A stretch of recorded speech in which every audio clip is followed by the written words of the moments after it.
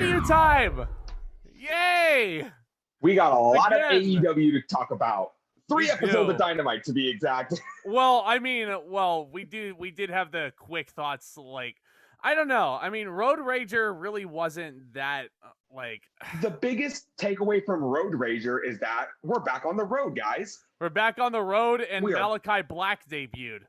Absolutely, That and that's was it. definitely something we're going to get into when we get to his segment with Cody Rhodes, which was night 1 of Fyter Fest. It was night 1. Yeah. You know, my biggest takeaway from these past couple of weeks of AEW is that AEW is back with a vengeance, and they have a ton of stuff planned for us in the next few weeks. The next 4 episodes of Dynamite, at least in this duration, they're all special episodes. We had Road Rager. We had both nights of Fight for the Fyter Fest. I'm getting ahead of myself. Now we have Fight for the Fallen. We have All Out coming up in September. We got Homecoming coming up in August. We got that big New York show that they booked for September. AEW's not. They're not messing around. No, they are not messing around. Not messing around. Yep, and we got 2 nights of Fyter Fest to discuss. Both of them taking place in the metropolitan Texan area.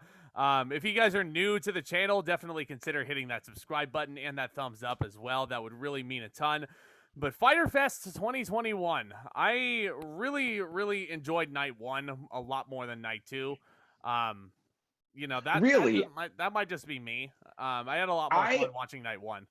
I enjoyed night 2 a lot. Really? And, you know, both of them had solid openers, if this was a perfect segue to get into. Because night 1 of Fyter Fest opens up with Jon Moxley defending the IWGP United States Heavyweight Championship that he has held since January of 2020, mind you, against the Machine Gun Karl Anderson, fellow New Japan Pro Wrestling alumni.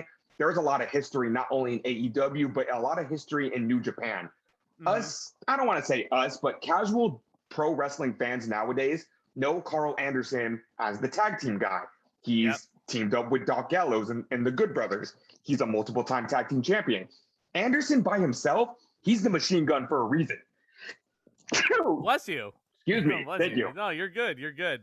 One thing I would like to say, though, to that point, I love Karl Anderson. I've loved the Good Brothers. I don't necessarily appreciate how they're doing the beat-up Jon Moxley gimmick just to rub it in WWE's face, but it's a groaner. Hot take, beat-up John Cena was never really that funny to begin with. It just made more sense because AJ Styles has charisma. Christmas, I'm going to wrap up some presents with my hot Asian wife, and then I'm going to beat up John Cena. Gosh, I miss those days. I loved it so much. You know what else I'm loving actually is the Wild Thing theme for Jon Moxley. It's really growing on me. It grew on me so well. And when he first debuted it, I thought, is this his New Japan theme song? I don't know. I haven't been keeping up with New Japan. And then the next week he came out with it again. And I was like, I liked his theme song. It was so catchy. Yeah. But now I feel like it just felt like fan service. But before everyone rips my head off, Double or Nothing happened. Moxley comes out with Eddie Kingston. The crowd is roaring, singing that song. And then I caught myself humming it in my head. And now, every week on Dynamite, I just hope Moxley wrestles so I can see that entrance. Yep. There you go. There you go. And it's an awesome theme song. And to your point, Eddie Kingston does fight Doc Gallows to the back. So it's just a one-on-one match. They're fighting under New Japan rules, which means that countouts go to 20 seconds and not 10 seconds, as per usual. I actually like that. I don't know. I like that. Oh, yeah, absolutely. This is our slice of New Japan Pro Wrestling in the States. Because in case anyone's not aware, there is a huge working agreement right now between AEW, New Japan Pro, Impact Wrestling, the National Wrestling Alliance. It's kind of like all of these smaller wrestling promotions are forming together to basically put together Voltron to go up against the huge mega mind that is the WWE right now. Yes, sir. Yes, sir. It is quite good. Quite good. But this match was quite the slugfest, I must say. These two went back and forth. It's probably one of the best matches I've seen from Karl Anderson in quite some time. Yeah. Like I said, people think Anderson is just the tag team guy. You put the machine gun in the ring one-on-one, and he gets it done easily. And if I could describe this match in one word, stiff. These guys are stiffing each other all over the place. Oh, these dudes were like, I mean, Moxley was biting Machine Gun's nose, and I was like, good Lord, please do not Mike Tyson him, Moxley. That would not be good. Oh, yeah. Moxley's hitting a nice superplex, as I wrote down in my notes. Anytime I hear the word super in a wrestling term, I'm just like, you gotta enter the Tony Chimmel. I gotta insert the Tony superplex, but in any case, yes, back and forth. Jesus, that Karl Anderson pile driver. I don't know what I meant by that sentence, but like he must have hit a really sick pile driver on Mox at some point. But good Lord. He hits a gun stun out of nowhere. Moxley is kicking out everywhere. But then Mox just hits a paradigm shift, and that's it. Retains the title. Good match. Really liked it. This was fun. Like I said, this was the slice of New Japan Pro Wrestling that, this is with Moxley being the champion. He's going back and forth between Japan and in the States defending this championship. And if you ask me, Moxley has really been the flag bearer for the United States division of New Japan Pro Wrestling, which basically what is the United States Championship now. He won this championship in January 2020, defeating the Murder Hawk Monster, Lance Archer. And perfect segue, Archer is backstage, and he says he never got his rematch. He never got his rematch against Moxley, and right then and there, he challenges Moxley to a return match, literally a return match from their Texas Death Match in New Japan Pro Wrestling. Perfect segue, and what we'll be talking about in night 2, that will be the main event of Dynamite. That will be the main event of Fyter Fest altogether. Moxley, Archer 2 for the United States Championship. Not gonna lie, not a big Archer fan, but I was looking forward to that match. Is it because I hate the last man standing match as it is? Is that why you were looking forward to it? You know what? When I was watching the match, I was like, oh shit, this is a last man standing match. It was a Texas death match. So what they did, again, I hate to get ahead of myself, but what they did was not a Texas death match, because a Texas death match would have pinfalls and then the ref would count. He would count and see if they got up after the pinfall. I like that idea. But then they just do a last man standing match. I'm like, what the shit, man? Yeah, it leaned more towards the last man standing rules as opposed to fight until you give up. Yeah. I wish this match would have kind of, delved into its inner I quit match. Yeah. Yeah. Because considering what these guys were doing to each other in this match, not to get a little far ahead of myself, it was basically, I wish it would have leaned more towards an I quit match. Yeah, and I'm happy to go into more detail about it when we get there. But as far as the Karl Anderson match goes on night 1, I gave it 3.5 stars. The result was kind of predictable. It was fun, though, while it lasted. This match, I mean, it was kind of better than any match on Road Rager. Just saying. For sure, and considering what we had the main event on this night, you kind of wish they would have had the original intended Road Rager main event, which we will talk about later, in the first ever coffin match in AEW history, Darby Allin versus All Ego Ethan Page. Can't wait to talk about that one. Yes, but before we get there, we do have, speaking of names ending with age, Brian Cage is defending the fake FTW Championship against Ricky Starks. Were there more cheers for Ricky Starks than Brian Cage, or was I just hearing things? Yes, there was, because Starks is the hometown hero tonight. That's true. Yep. He's from the Austin area. So, yeah. Absolutely. Perfect. And let me tell you right now, Cage must have some weird FTW rules tied into this title, because I feel like he hasn't defended that title in almost a year. Because it's a fake gimmicks title for Team Which is a shame. That should be an actual... If NXT is going to sanction the $1 Million Championship, AEW's got to sanction the FTW title. I'm sorry. It's like TNA back in the day having the fake Legends title, and then they put it on the line. I think Booker T put it on the line against AJ, I want to say. Then AJ took it from him, and then TNA just decided, you know what, we're just going to start sanctioning it.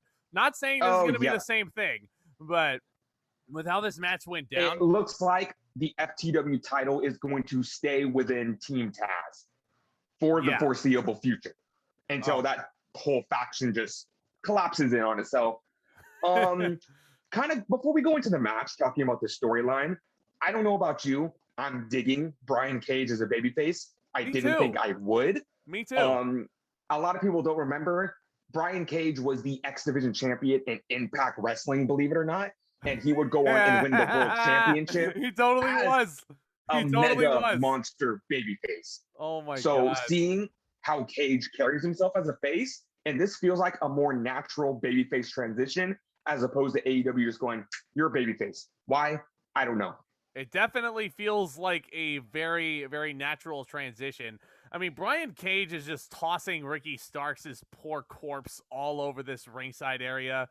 He's just killing this guy. There is Starks' psychology. I don't really think that guy gets enough credit where it's due. He's a really, really fantastic wrestler. He puts a big, fat bullseye on Brian Cage's surgically repaired bicep muscle, and he works that the rest of the match, basically. That's the story. Yeah, I don't know if I brought this up before, but I really like the dynamic of big guy versus little guy. Now, I'm not talking about Big Show versus Rey Mysterio, the David versus Goliath. I'm talking about Starks versus Cage. I'm talking about Lashley versus Finn Balor. I'm talking about Lashley versus Matt Sydal. I'm talking about Moose versus Trey Miguel. You get a really big hoss that can move around in the ring and be athletic and keep up with the little guy. That just makes for such an interesting dynamic. And I feel like Starks and Cage had a similar dynamic. Starks is not a cruiserweight. He's not a Sydal. He's not an Eddie Edwards. He's not a, he's not a Leo Rush. He's like a Daniel Bryan size almost. Exactly. Basically. Yeah. He can still work the ring, but still have, that same aura that a guy like a Sydal, like an Edwards, like a Daniel Bryan. Yeah. And I mean, Starks is, I mean, all due respect, I feel like Starks is deceptively strong. There was a point where he hits Brian Cage with a crucifix bomb, and I couldn't believe what I was looking at. I was like, did he just do that? He just did that, But in any case, it was around that point where the crowd starts chanting, "This is awesome." And I was like, not really. It was fun. Starks and Cage put on a good match, but again, Starks is the hometown boy. Yeah. They want to see Starks get this title. It's weird because Starks almost became a babyface in this match. There were Ricky chants. There were Ricky chants, and I was like, isn't he the heel?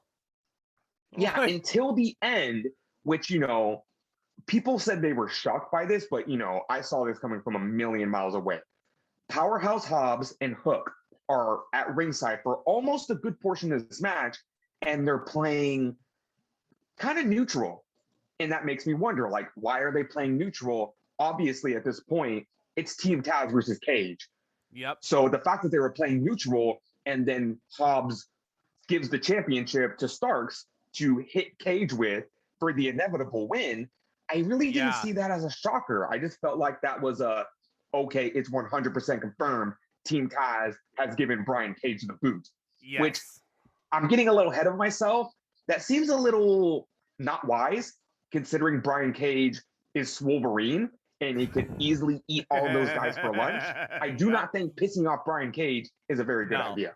No, definitely not. I actually think that I have in my notes that Hobbs actually smacked Cage with the title himself. And I think he did. You're right. Yeah, he took so what happened is he took the title away from Stark, saying, "You can't use this." And exactly. Which, if you go back to Double or Nothing, it was Starks and Hobbs and Hook that were encouraging Cage to use the championship as a weapon. Yep. So how come they're doing it here, right, but all of a sudden they're telling Starks not to? Yeah, I just felt like it didn't make any sense, and it felt like they were trying to fool us, but we all knew this was pretty one-sided at this point. Yeah, absolutely. But Ricky Starks basically hits his, I think he hit his finisher on Cage after that, and then he got the 3 count. New FTW champion, 3.25 stars for me. Match, to me, only really got awesome towards the end of the match, after the crowd was chanting, "This is awesome." I feel like if they were chanting, "That was awesome" at the Crucifix Bomb, that would have been more accurate. But around that point, awesome, the match ain't. So yeah, Starks and Cage had good chemistry. Starks and Cage also had a good thing going because the crowd was really behind Starks, and I'm sure that gave him a little extra gusto to make this match good. The booking seemed a little obvious. I don't want to say it was overbooked. It just felt a little unnecessary. Now battle lines are drawn. Cage is out of Team Taz. He's a babyface. should Cage care that he lost the FTW title? No, because that just felt like a tether at this point. Now, Cage can focus on being the monster that he is, and he can dismantle Team Taz. Exactly. Obviously, he can't put his hands on Taz, but he can, fuck up his son. He can fuck up his son and send him back to AEW's developmental, where that is. But whoops! Did I? You said it, not me. Whoops! But in any case, my friends, right after this, we do get a little brief segment. The announcers are going over the rest of the card or whatever, and Cody Rhodes comes out. No music, but he basically grabs a headset. And he's calling out the one and only Malakai Black, formerly Aleister Black of WWE fame. And he's basically calling him out after Aleister kicked his manager in the head. And, Malakai Black, whatever you want to call him. I think I called him Aleister again, but what have you. It's going to take me a while to get used to. Don't get salty with me, AEW marks. So basically, to set the stage for people who missed Malakai Black's debut, so during Cody Rhodes and QT Marshall's bull rope match, the light started flickering a little. And I didn't think anything of that. But then they full-blown went out after Arn Anderson was cutting a promo. Lights come back up. There's Malakai Black. He gives Arn Anderson, the Horseman, gives him a black mask. He gives Cody Rhodes the black mask. Now Cody's pissed. Cody gets on the headset and says, basically, you know what? I don't win every fight. I don't win every battle. You can do whatever you want to me, but what we don't do in here in AEW is you do not kick a 60-year-old man in the face. No. And that's what has Cody's pissed. I mean, he's not wrong. He's not wrong. You don't really kick a 60-year-old man in the head, or however old Arn Anderson is. But Malakai Black happily obliges. They do the pull-apart brawl. I want to see these guys fight so bad. And apparently it was announced on night 2 that they're fighting at AEW Homecoming at Daly's place. The only thing I'll say is there were boos for Cody on night 1. I heard the boos for Cody.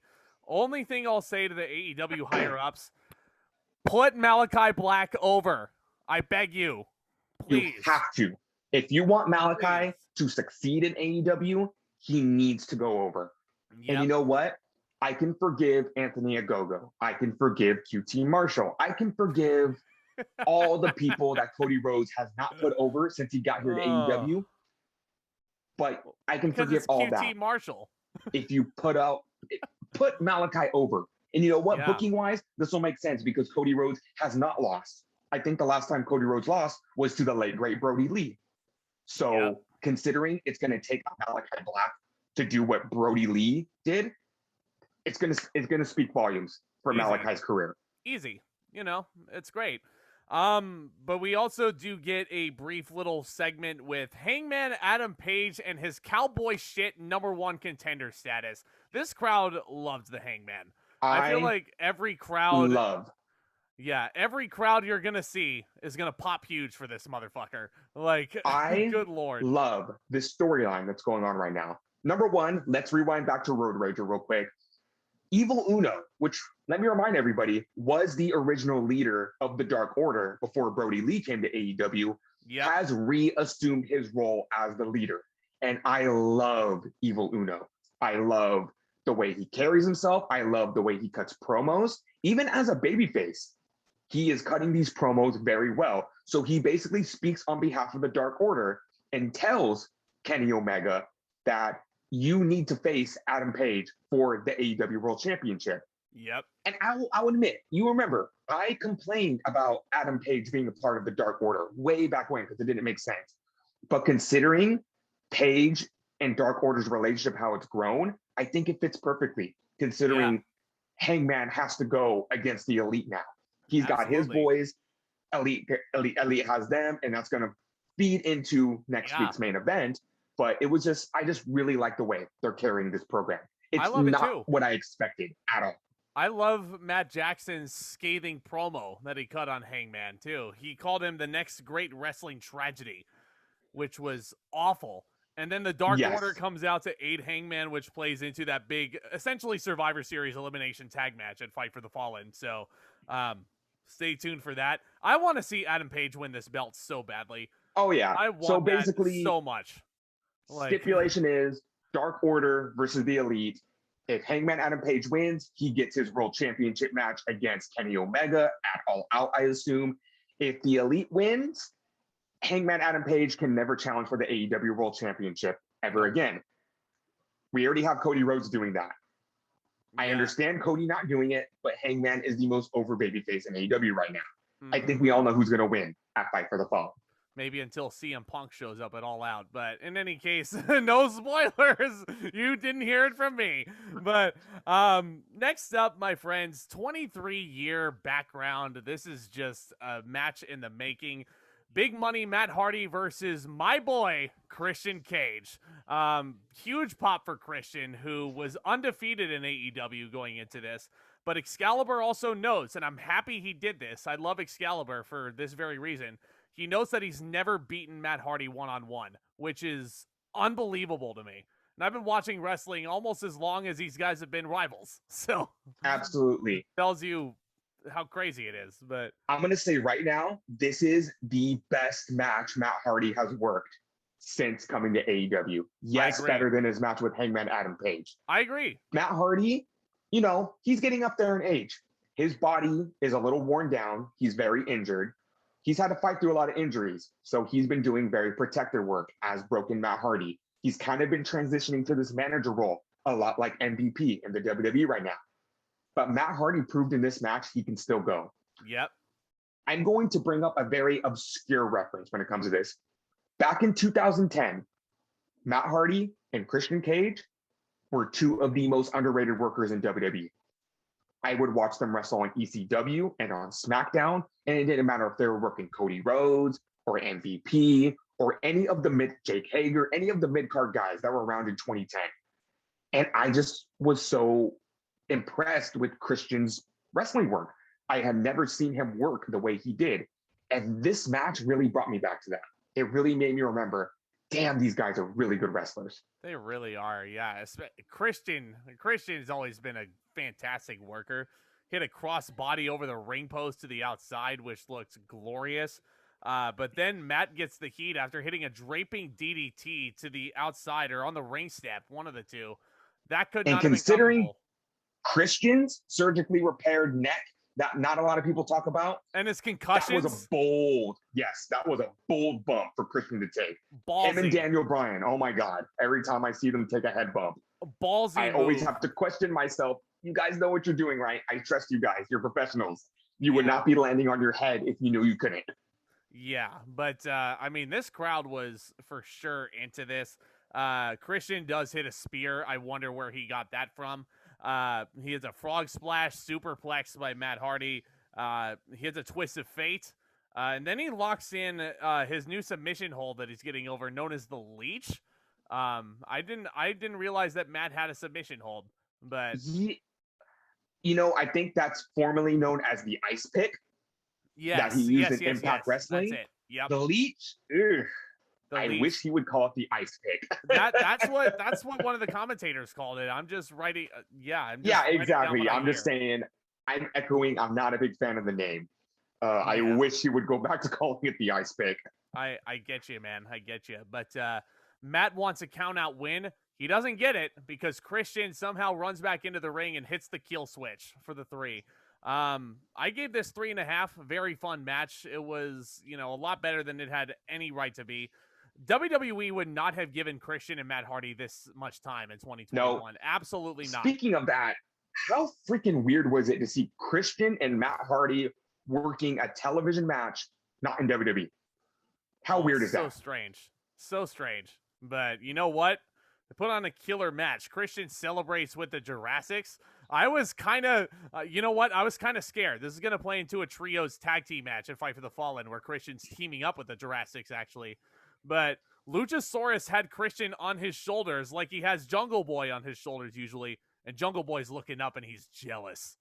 Don't turn Jungle Boy heel. Don't you do that. You know what? Everyone in the beginning is saying that Christian's going to be the one to turn heel. I think Jungle Boy's going to be the one to turn heel. Oh, you can't do that, though. Why? He's so over with these people. Exactly. It's very interchangeable right now. Oh. Let's see how this unfolds. Because I'm going to say this right now. If they have no plans on pushing Jungle Boy to the top as the AEW World Champion as a babyface. We've seen this in the past. Let's see what he can do as a heel. You know me, I was so against Daniel Bryan turning heel in 2018, 2019. Yeah. And he made it work. I get you there. I mean, I'm just looking at it like Jungle Boy is the person I think should beat Miro for the TNT title once the time comes. And you need to have Jungle Boy be a babyface to go up against the Redeemer. But yeah, in any case, speaking of Miro, we have the past couple weeks.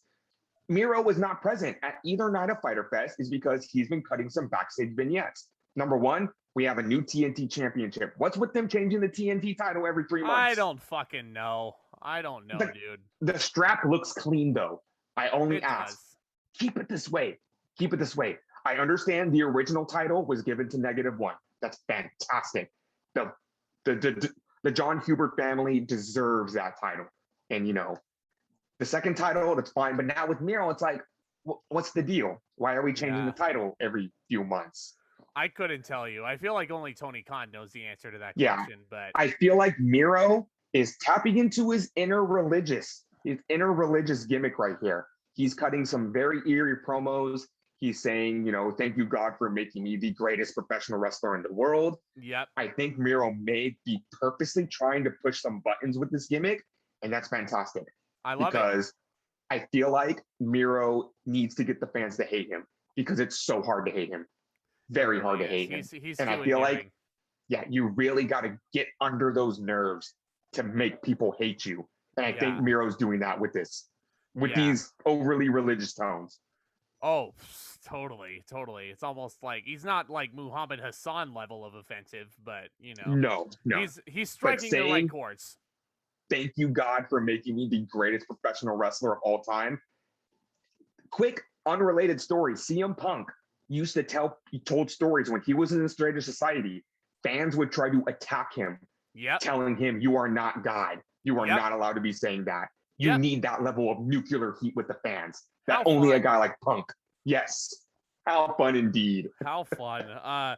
Speaking of fun, this next match, it's kind of a weird segue. It was quite fun indeed. Looks like a nice little cruiserweight action here, straight out of WCW Nitro. It is one of the most over baby faces on the roster, Sammy Guevara, going up against Wheeler Yuta. The first time I'm ever watching Wheeler Yuta wrestle. He really impressed me. I don't remember who it was between the two, but somebody did a backflip leapfrog, and I was so blown away by it. Like, it was that awesome. May have been Guevara, but no, Yuta was very, very impressive in this match. I know he's been kind of making his rounds on the indies, and AEW is trying to get him some, you know, some babyface heat with the crowd. I don't know if there's a word for babyface heat, by pairing him up with Orange Cassidy. Now, when I first saw this, I thought it was a little random. I understand, unfortunately, Trent is out again with an injury. And I don't know where Chuck Taylor is, but Orange Cassidy seems to be running solo for a bit. But it looks like, according to the commentators, Yuta Wheeler is an honorary best friend. Now, I understand adding Chris Statlander. That was cool. Yuta Wheeler, let's see. I think he needs to pass an initiation before they make him an honorary best friend. I mean, Yuta did have some nice springboards in this match. I think so getting back to the backflip leapfrog, I guess they can do Andrade one better, can't they? Can't they? Yep. You know, Meanwhile, Andrade's fiance can't do the boot fake out into an elbow to save her life. Whoa, did I say that? Did I say that? Yikes. Did I There it is. You totally did. I mean, there's just picture perfect back body drops. It's great wrestling. Like I said, this reminded me of like a cruiserweight showcase on an old school Nitro from back in the day. But Sammy basically hits the GTH for the 3 count. I mean, this was a very athletic match, very fast paced. I'm comfortable giving it 3, but this is a match that needed more time if it was going to be an classic. And considering what happens when we talk about night 2, don't book Wheeler as a Zoe Stark, because it already looks like they're doing that. Yeah. You can't say someone is fantastic in the ring and then you put him up against established stars that you know he's gonna lose against. Yep, he lost. Whatever happened to the days of bringing in the local jobbers? Whatever happened to those days? You know, yeah, I would love to hear the AEW crowd chant "Let's go Jobber" at one of those matches. I would Yes, love that. please, I mean, because you'll probably see that on Dark Elevation with Paul White, but use some of the dirt guys. I don't understand. If you really want Wheeler to go over, you think you might want to win a couple times. I mean, and this is just a universal wrestling problem right now. We saw Zelina Vega job to Toni Storm last night on SmackDown, and I'm just like, here we go again. Yep. Here we go again. Here we go, burying Zelina Vega on her way out the door again, possibly, but unfortunately. But hey, speaking of women's wrestling, you have another nice little match here. Penelope Ford versus Yuka Sakazaki, who was wrestling on Dynamite for the first time in 16 months since the beginning of the pandemic, which is incredible. Absolutely insane. As we saw at the beginning of AEW Dynamite, there was an inflection of, if I said that word right, women's wrestlers from Japan. And it was really cool to see because I feel like, again, that's the slice of Japanese wrestling I haven't been able to, witness. We got our Rihos, we got our, people who I can't off the top of my head right now. Use that as an outtake. Dumb wrestling fan alert. But yeah, we've been getting an inflection of women's wrestlers from Japan, and they all unfortunately disappeared once the pandemic started. We're seeing them again now, and that makes me happy because AEW's women's division really needs that shot in the arm right now. Yes, they do. I 100% agree. But, I mean, Penelope Ford has certainly had better matches than this. I feel like she challenged Hikaru Shida on one of the nights of Fyter Fest, actually, last year. It was a way better match than this. This match, all things considered, was pretty basic. Yuka Sakazaki basically hits the Magical Girl Splash for the 3 and the finish. 2.5 stars. Nice return for Yuka, but yeah, exactly. I feel like Ford was here to put her over, which is fantastic. Penelope Ford is a very underrated worker in her own right, and I'm glad that she got to be showcased. Yeah. And also, I will never not be happy whenever I get the chance to listen to Tony Schiavone try to pronounce Japanese names. It's my favorite. I love Schiavone. You can only imagine what'll happen once, like, Kenta, or, like, I don't know who's a big, like, or Yuji Nagata, or... Yeah, Schiavone, do yourself a favor. Get together with Kevin Kelly, sit down, and he's going to teach you how to pronounce all of these names. Oh, my gosh, dude. Yeah, I can only... Yeah, Yuka, poor Schiavone. But, poor men indeed. Coming up next, your main event of night 1, Darby Allin versus Ethan Page in a coffin match. Now, these usually aren't necessarily good. I mean, I would liken, using it as an example, Undertaker versus Heidenreich from Royal Rumble 2005. Undertaker versus Paul White from Survivor Series 2008. Casket coffin match. Undertaker versus Mark Henry from WrestleMania 22. Yep. These matches, point being, usually are not that good, but somehow these two made it work, my man. For over 20 years, not even over 30 years, almost 30 years, the coffin match has been the Undertaker's gimmick. Mm-hmm. It has been a gimmick match just so Undertaker can bury somebody, along with the buried alive match. Literally and figuratively. Darby Allin and Ethan Page reinvented this match to be a hardcore match. And it was so fun to watch. And my only request is, Darby Allin, why do you want to kill yourself so much? My God. He took so many nasty bumps in this match that Darby, I just don't understand. I mean, Darby had a quick start, and he had the Bret Hart WCW 99 gimmick where he has the metal plate on his back and he does a coffin drop and it incapacitates Ethan Page for a little bit. But that was an excellent start. It was a really nice start. A huge pop for Darby, by the way. This crowd was so behind him. But it's off to a really quick start because Scorpio Sky turns out was in the coffin that they brought out to ringside. Which, by the way, I should note, amazing touch to put Darby's chest tattoo on the lid of the coffin itself. Nothing's over till you're underground. So poignant. Love that. Love that. Very cool. Very cool. Someone also brought up a good point. This was just straight up a coffin laying on the ring floor. Yep. No, it wasn't attached to any wheels. There was no underground trap door like they do in WWE. Straight up a wooden coffin just laying on the ground. Put your opponent in the coffin. So that's it. I can only hope simple. they put some air holes in there for Scorpio Sky. I Either really that or hope he knows they how to did. hold his breath for a long time. Because he was carried out by those druid weird-looking people to some weird music. But in any case, Scorpio Sky and Ethan Page are beating up this poor young man 2-on-1. Then Daddy's home. Sting runs out to make the save and chases off one of his little proteges. Stinger splash in the crowd misses, but point being, it's a one-on-one match, as it always should be. And it was absolute chaos. They fight in the crowd. Spot number 1. Yeah. That was disgusting, and I didn't realize how bad it was until the week after. Darby Allin goes for a coffin drop on the steel steps, and Ethan Page moves, and Allin makes those steel steps bend and buckle. And I'm just like, holy fuck. Oh my God, it was so terrible. Darby Allin, absolutely fearless. I have all the respect in the world for that young man. But, I mean, huge, yeah, they were huge steel steps, too. This isn't like WWE steel steps where you can, like, kind of take them apart in 2 pieces. This is a gigantic piece of stair here. And Darby's falling on it. Like, at least he's not falling on the edges of the stairs. He's falling on the top of it. But, Jesus Christ, man. That's a spot that he didn't need to do, but... No, but this is Darby Allin we're talking about. Darby Allin also didn't need to be put in a body bag full of thumbtacks and power bombed over the top rope onto the stage. But he did that too. Yep, that's very true. That's very true. It's at this point where I notice Page's shit-eating grin, almost like his last name is Bischoff instead. Page has, like, the bottom turnbuckle or something of that nature, and he's talking to the hook. He's talking to a hook, and then he fish hooks Darby Allin at some point, and then the crowd starts chanting, "You sick fuck." They start chanting, "Fuck you, Ethan." It was insane. Absolute bedlam at ringside. Like, they could Ethan not Page, stand this man.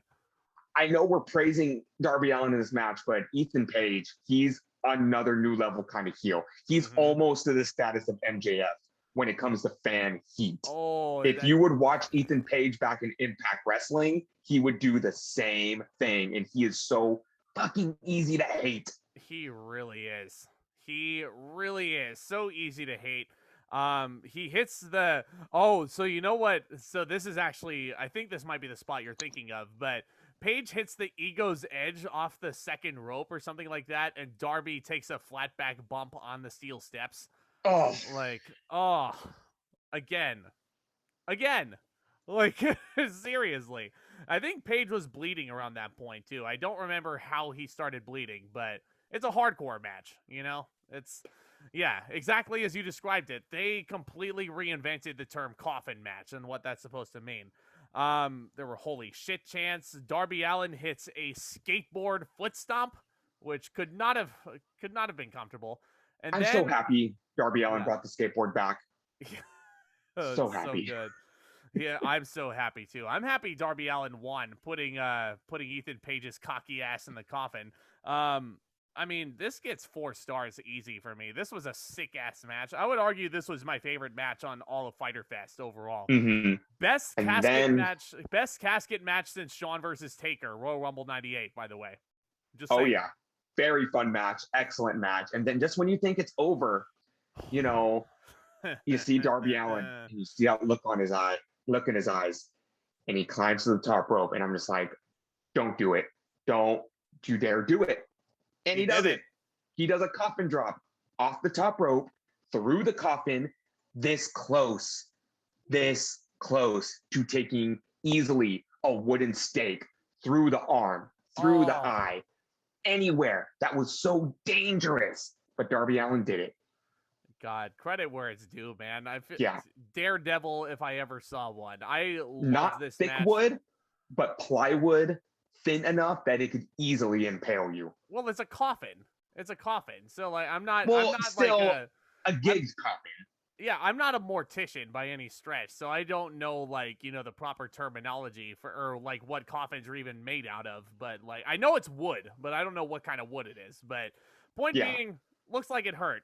And Yeah. Darby Allin pulled it off. You know, I can only imagine how Ethan Page was feeling, like knowing when the Coffin drop was coming. Like, exactly. had to place a lot any of second trust. now, I'm going to have a 150-pound man coming down on me full force through some wood. Had to place a lot of trust in Darby Allin, did he? But yes. Yeah, loved night 1, but why don't we just get into why you think night 2 was better?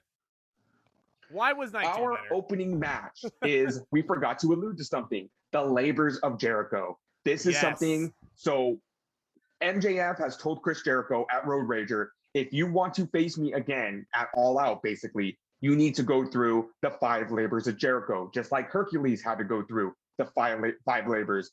Nice nod to Greek mythology there from MJF. The first, we were making fun of this stipulation, but the first labor is Chris Jericho versus the chairman, Shawn Spears, in a chairs match only for Spears. Only for Spears. A chairs Spears match. can use his trademark chair. Jericho cannot. Okay. The first labor kicks off right here. And despite the wonky stip, this was a fun little match. This was a fun little match Jericho and Spears had. First things first, it should also be noted that Jericho was back in full-fledged. They absolutely loved Jericho here. MJF was also on commentary, throwing in a bunch of clever little zingers along the way. So explain to me this. So Jericho can't use a chair. Shawn Spears can. But what happens if Shawn Spears were to use, say, like a kendo stick? Does that mean he gets DQ'd? Well, by TLC 2009 standards and Undertaker versus Batista in the first ever chairs match for the World Heavyweight Championship, 100% yes, because Batista used a low blow. Teddy Long came out and he reversed the decision. See why we hate the chairs match, everybody? It's so stupid. So stupid. But in any case, yeah, I do agree. This was a fun little match. There were points where the crowd was chanting 10 at Shawn Spears, and I couldn't help but laugh so hard. Which is funny. Oh, how the mighty have fallen. There was a really, really nice spine buster, and MJF is the one complaining about the slow Aubrey count, not Jericho. Oddly enough, Jericho kicks out, and MJF is complaining on commentary that Aubrey's counting too slow. Considering Jericho is a face now, it's really cool to see Aubrey Edwards is still the referee for all of his matches. Yep, there you go. It's still, absolutely. So Jericho locks in the walls. It gets to the point where Tully Blanchard, who we didn't even mention, accompanied Shawn Spears to ringside. Tully Blanchard distracts the referee. Spears is tapping out, but undetected by Aubrey Edwards. Great psychology there. I love that fake out. Sammy Guevara evens the odds, beats up an old man, and he is cheered for it, just like Malakai Black was a couple weeks before. Also, I'm a little disappointed considering Tully Blanchard has been taking some bumps the past few months that he didn't eat a couple right hands from Sammy Guevara. Yep. There you go. Absolutely. But Shawn Spears had set up a chair in between a couple of the turnbuckles. He runs into the chair. Jericho did not use it. Right into a Judas effect for a 3 count. I mean, pretty fun opener. There was a creative finish. Jericho didn't use the chair. Spears ran right into it. So yeah, I will give you credit. I will give you this one. This was not as good as Moxley Anderson from the week before. It was not. It was not at all. Yeah, but it was fun nonetheless. And then MJF immediately gets off commentary and he says, "You're in for the next." At first, I thought he was going to say, no. I told you you can't use a chair, and you used a chair even though he didn't. But no, MJF goes into the next labor of Jericho. And he said it's going to be a no disqualification match. And when he was saying this, I was just thinking, Wardlow. Right. And then he says, this man robbed a bank one time without a mask. And I'm just like, Wardlow did that? Duh. And then MJF says it. Next week, in a no disqualification match, Chris Jericho versus Nick motherfucking Gage. Yep, the dude that beat the fuck?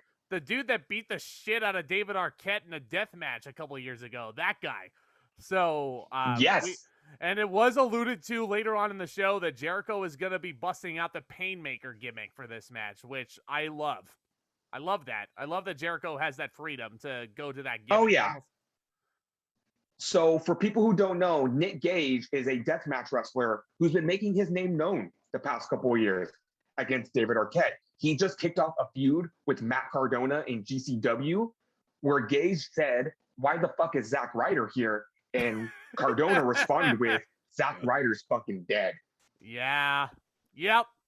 So that's Gage true. is making his ways on the indies, and it's really cool to see him in AEW, and I'm looking forward to seeing what they're going to do next week.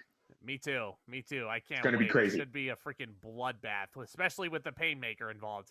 But speaking of bloodbaths, we do have Doc Gallows going one-on-one with the Elite Hunter, Frankie Kazarian, which essentially equals the Punisher, just going after all of the Elite. And Frankie Kazarian, I'm so happy to say, is getting such a nice singles push there.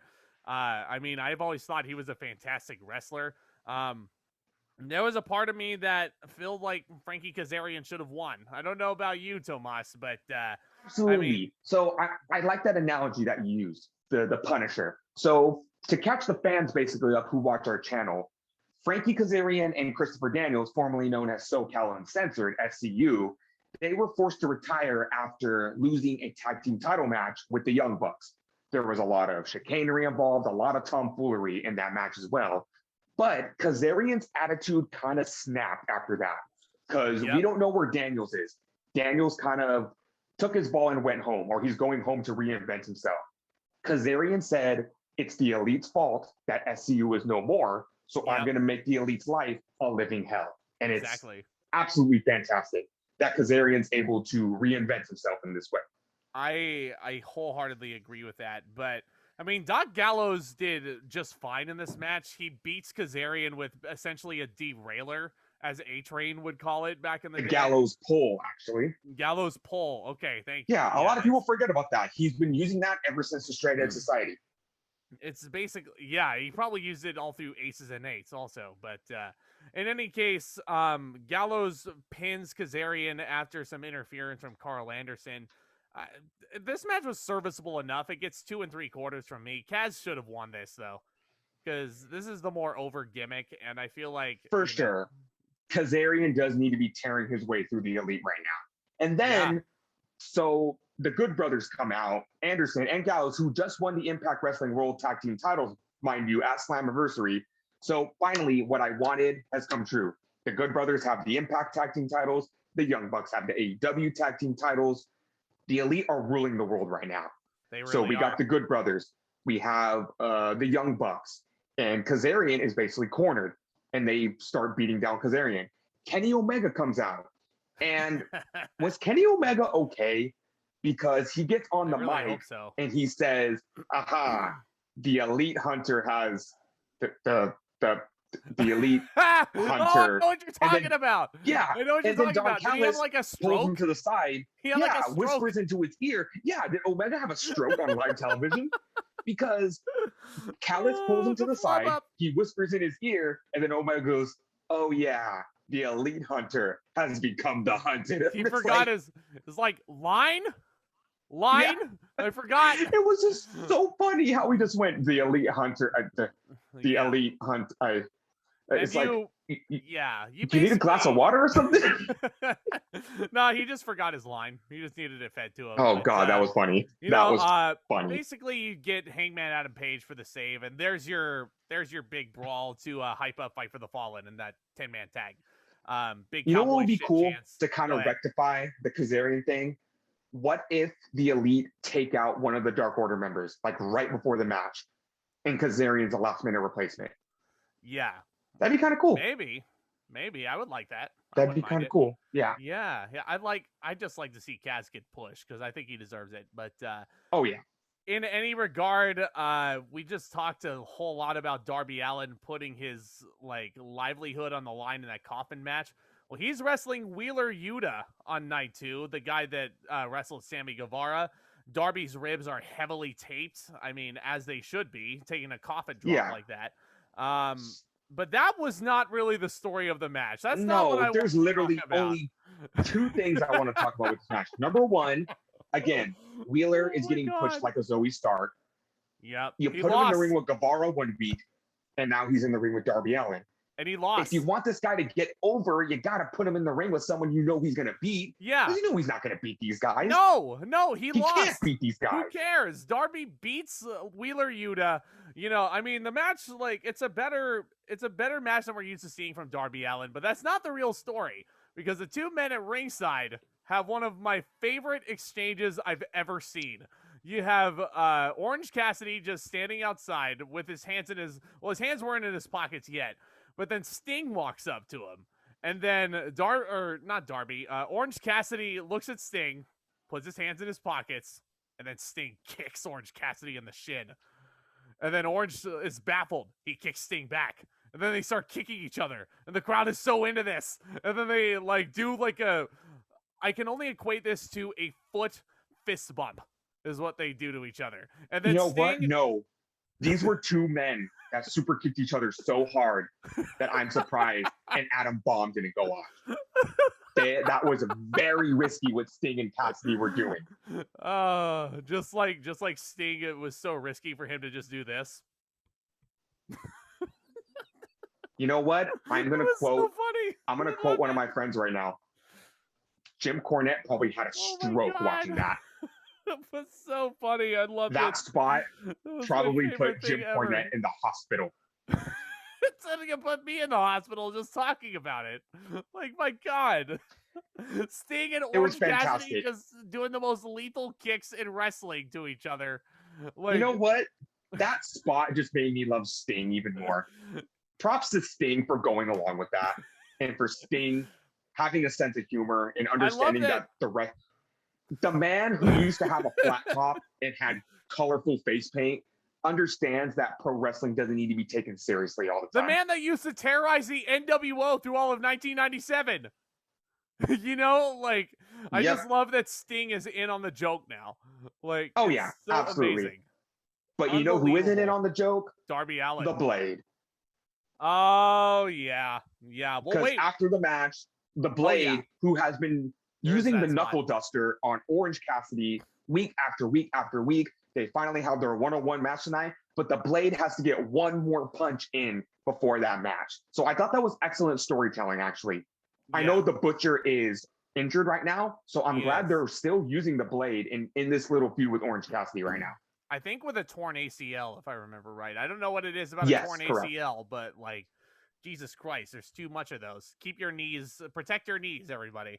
But next up, we do have a women's world title match. The first defense of DMD, Dr. Britt Baker, going up against Nyla Rose. The crowd is so firmly behind the Doctor. It's not even funny.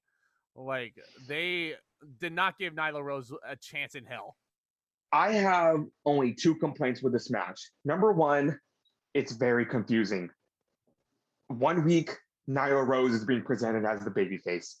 And the next week, she's being presented as a heel. Yeah. And AEW is fully aware that Britt Baker is over as she is, so they kind of book her as a tweener. But then she's a heel again. Make up your mind, AEW, please.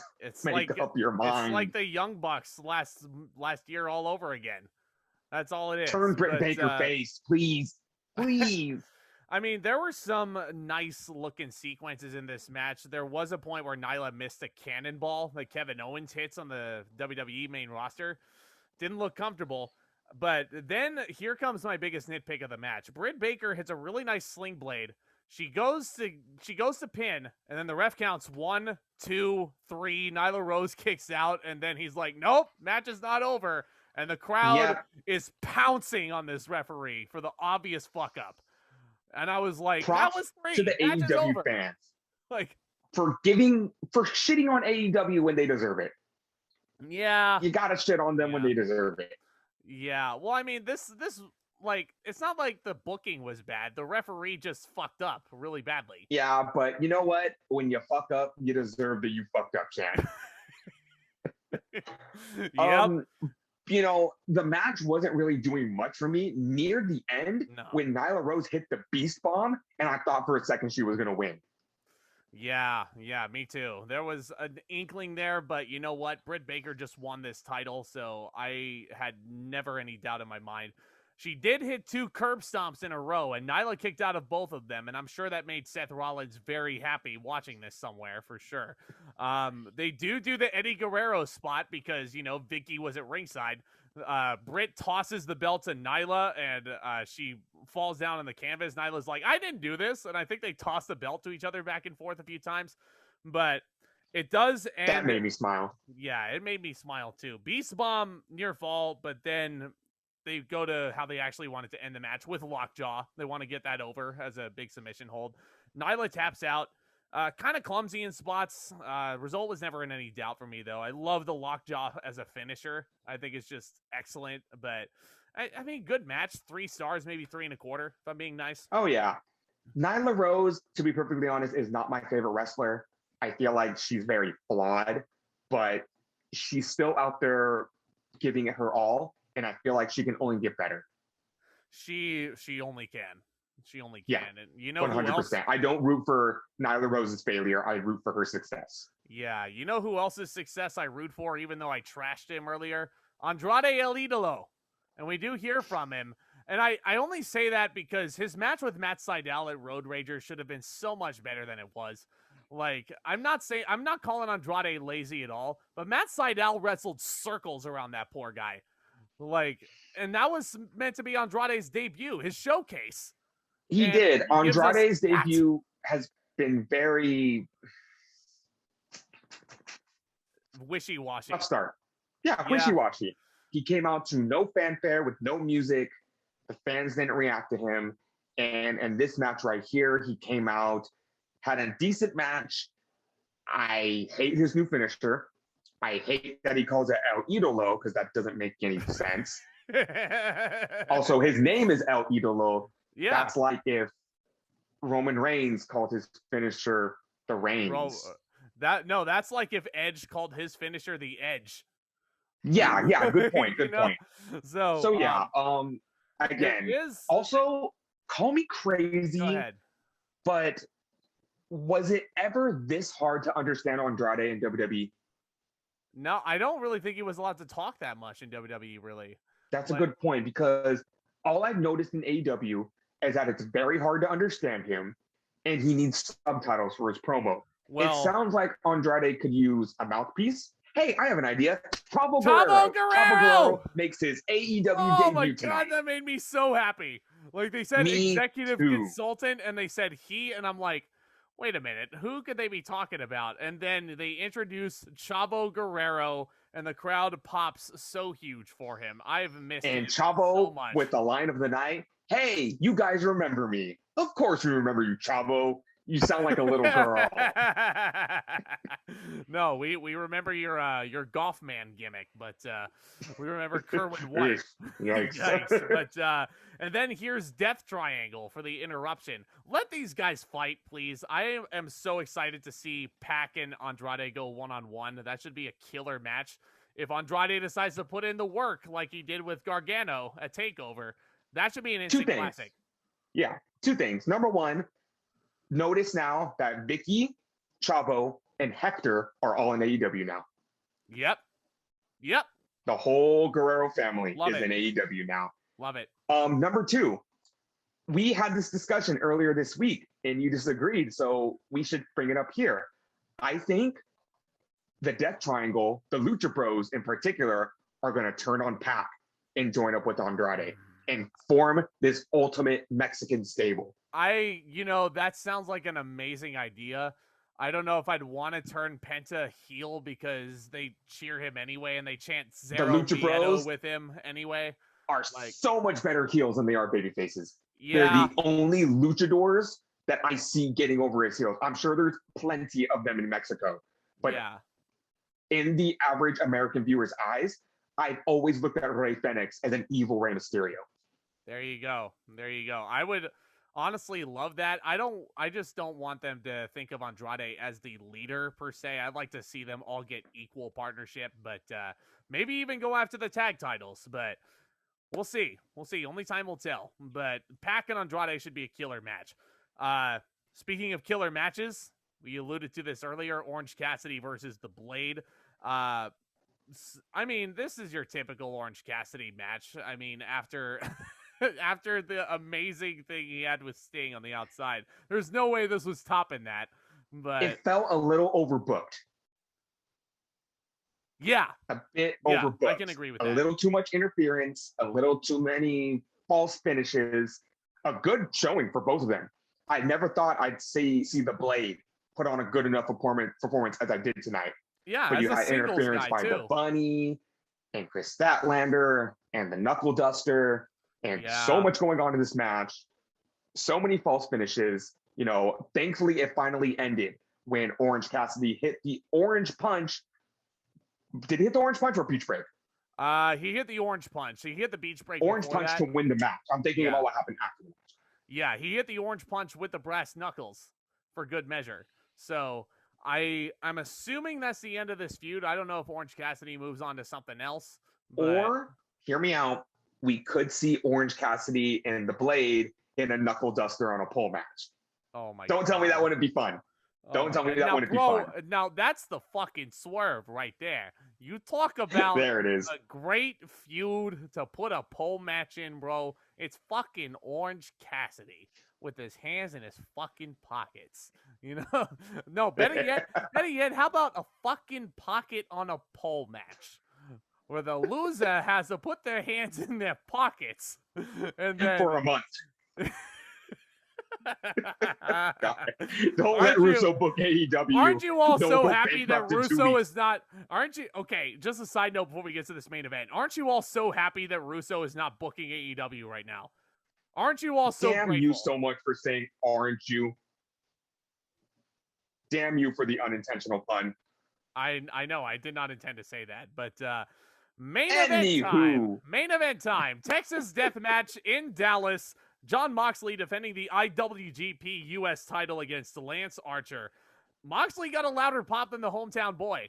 Lance Archer was wrestling in his hometown. Just a side note, but because I don't like Lance Archer. Because he sucks.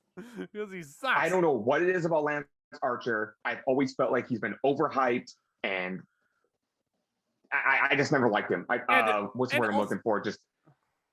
And here's the thing: Lance Archer is supposed to be a babyface. A guy who is using a fan as a weapon. Like, and what did Shibani say? Who's that guy? Exactly. What do you mean, who's that guy? It's a He fan. was sitting there minding his own business, and Archer threw him like a torpedo. So dumb. So Anywho, dumb. Yes, this match does brawl into the crowd, which you don't see a lot in AEW. Moxley and Archer were brawling through the crowd a lot. And you know what? I don't mean to compare, but after I watched this match, I watched Kenny Omega versus Sammy Callahan for the Impact World Championship at Slammiversary. It felt like they were trying to imitate it, but let me tell you, Callahan and Omega was a million times more violent than this match was. Yep. I can only imagine. I mean, there was a point where I realized, oh, God damn it, this is just a last man standing match.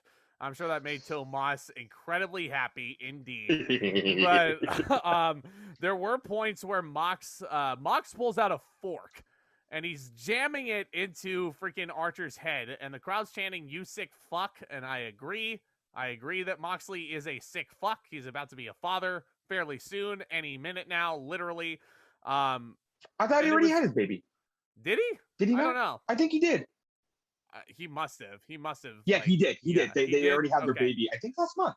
Gotcha. Oh, well, good for them. Yeah.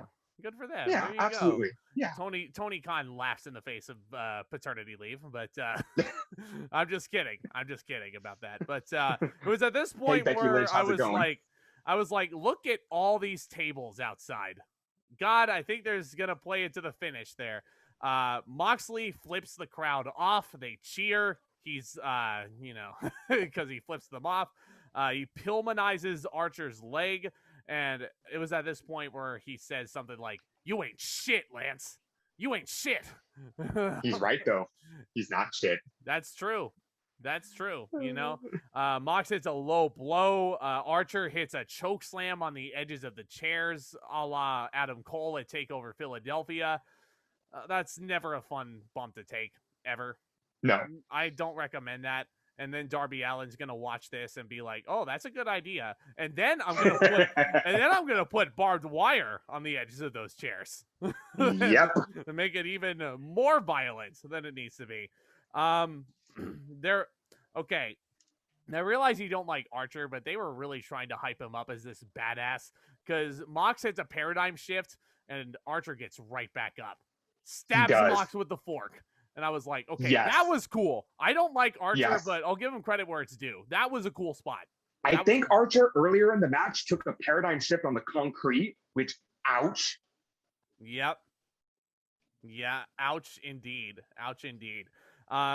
Mox sets up a couple of barbed wire boards on the table. This could not end well. Somewhere, Renee Paquette is really, really covering the baby's eyes. Covering the baby's eyes, indeed. You cannot watch Daddy wrestle until you're 30 years old.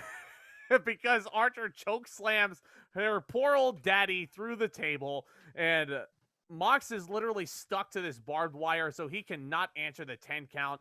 And there you go, ladies and gentlemen. Lance Archer regains the IWGP US title. Quite the brutal affair. There were a lot of nice callbacks, I thought. Not better than the Coffin match by any stretch, but I liked it. It was fine. Oh, yeah. Super fun match, and the shock of the night. I did not think Archer was going to go over. Yeah. And you know what? Considering I don't like Archer, but the way he's being booked, I think he needed this win. Big time. He really did, and especially in his hometown as well, because WWE always loves to book the hometown hero to lose in their hometown. You realize how effective it is putting the hometown boy in the main event and putting him over. You know what that does to a show. Archer stares down this random Samoan dude who was sitting in the crowd. It was Haku's or Ming's son, apparently. And they're going to be wrestling next week at Fight for the Fallen. So I don't remember his name off the top of my head. I apologize if I offend all the AEW marks. Shout out to you, Skylar. But in any case, I mean, night one was for sure better, I thought.